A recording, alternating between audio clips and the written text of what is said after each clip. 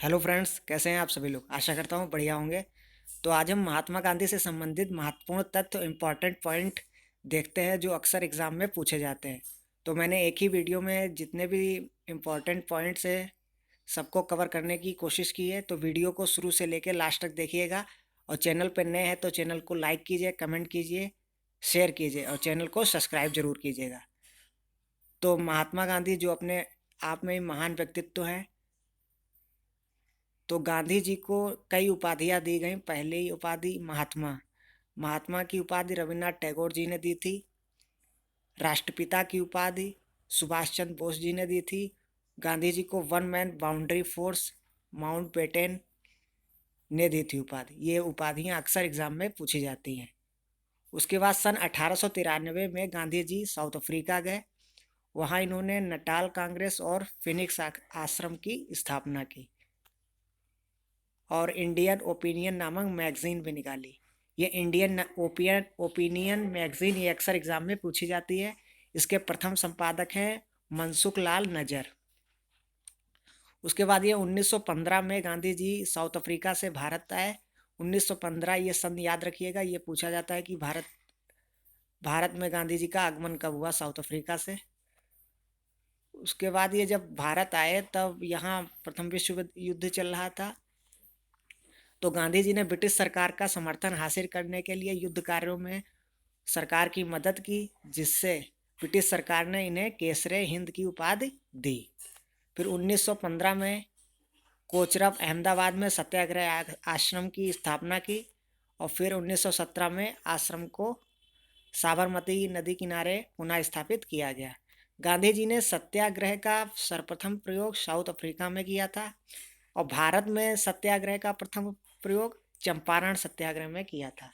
भारत में पूछे तो चंपारण था सत्याग्रह का प्रथम प्रयोग और वैसे सत्याग्रह का प्रथम प्रयोग साउथ अफ्रीका में किया। फिर उसके बाद गांधी जी ने सेकंड राउंड टेबल द्वितीय गोल मेज सम्मेलन में भाग लिया और ये द्वितीय गोल मेज सम्मेलन में ये लंदन गए। तो ये एसएस राजपुताना नामक जहाज से लंदन गए। ये भी अक्सर एग्जाम में पूछा जाता है। गांधी जी के जो राजनीतिक गुरु थे वो गोपाल कृष्ण गोखले थे। गांधी जी ने भगवत गीता को अपनी माता कहा था। गांधी जी के भारत में सत्याग्रह का क्रम देख लेते हैं, कौन कौन ने सत्याग्रह किए। सबसे पहले सत्याग्रह इन्होंने चंपारण सत्याग्रह किया जो 1917 में। उसके बाद इन्होंने अहमदाबाद मिल मजदूर 1918 और फिर खेड़ा सत्याग्रह 1918 में। 1919 से लेके 1947 का जो काल था, समय था, वो गांधीवादी आंदोलन से जुड़ा हुआ था। इसमें इन्होंने कई आंदोलन किए। तो सबसे पहले सत्याग्रह जो कि बिहार जिले में है, बिहार राज्य में है, सॉरी, बिहार राज्य में है चंपारण सत्याग्रह। यह तीन कठिया प्रथा से संबंधित था, जिसमें किसानों को अपनी जमीन के 3/20 भाग पर नील की खेती करनी पड़ती थी।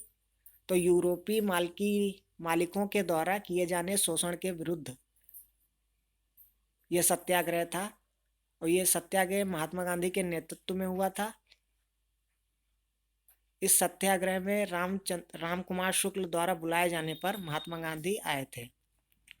उसके बाद खेड़ा सत्याग्रह जो गांधी जी ने 1918 में किया था। यह सत्याग्रह किससे संबंधित था? फसल खराब हो जाने के बावजूद लगान वसूली के खिलाफ। ये सरकार के खिलाफ था कि फसल खराब हो गई उसके बाद भी लगान देना था, तो उसकी वसूली के खिलाफ ये खेड़ा सत्याग्रह किया गया था। उसके बाद रोलेट सत्याग्रह 1919। राष्ट्रीय स्तर पर जो सत्याग्रह का पहला प्रयोग था वो रोलेट सत्याग्रह था गांधी जी का। उसके बाद असहयोग आंदोलन 1920 में 1 अगस्त 1942 को प्रारंभ हुआ। इसी दिन बाल गंगाधर का तिलक का निधन भी हुआ था। 5 फरवरी 1922 को चौरा चोरी कांड जो कि गोरखपुर में पड़ता है होने की वजह से इस आंदोलन को गांधी जी ने वापस ले लिया था। एग्जाम में अक्सर ये पूछा जाता है किस आंदोलन को गांधी जी ने वापस ले लिया था। तो चौरा चोरी कांड होने की वजह से असहयोग आंदोलन गांधी जी ने वापस ले लिया था, यह ध्यान रखिएगा। उसके बाद गांधी जी ने सविनय अवज्ञा आंदोलन किया 1930 में। इसकी शुरुआत 12 मार्च 1930 को डांडी मार्च के साथ हुई। यह आंदोलन क्या था? ब्रिटिश सरकार द्वारा अपनाए गए नमक के एकाधिकार के मुद्दे पर शुरू हुआ था। गांधी जी ने 78 अनुयायियों के साथ साबरमती आश्रम से गांव डांडी में 6 अप्रैल को नमक कानून को भंग किया। फिर गांधी गांधी इरविन समझौता जो 1931 में हुआ। यह 5 मार्च 1931 में हुआ। गांधी और उस टाइम के जो गवर्नर जनरल थे लॉर्ड इरविन के बीच हुआ। उसके बाद पूना पैक्ट, ये बहुत इंपॉर्टेंट है, ये 1932 में हुआ। 26 सितंबर 1932 को अंबेडकर व गांधी जी के बीच हुआ। ये जितने भी मैं आंदोलन बता रहा हूँ ये अक्सर एग्जाम में पूछे जाते हैं। उसके बाद क्रिप्स मिशन जो 1942 में हुआ। इस मिशन को गांधी जी ने पोस्ट डेटेड चेक कहा। उसके बाद लास्ट भारत छोड़ो आंदोलन 1942।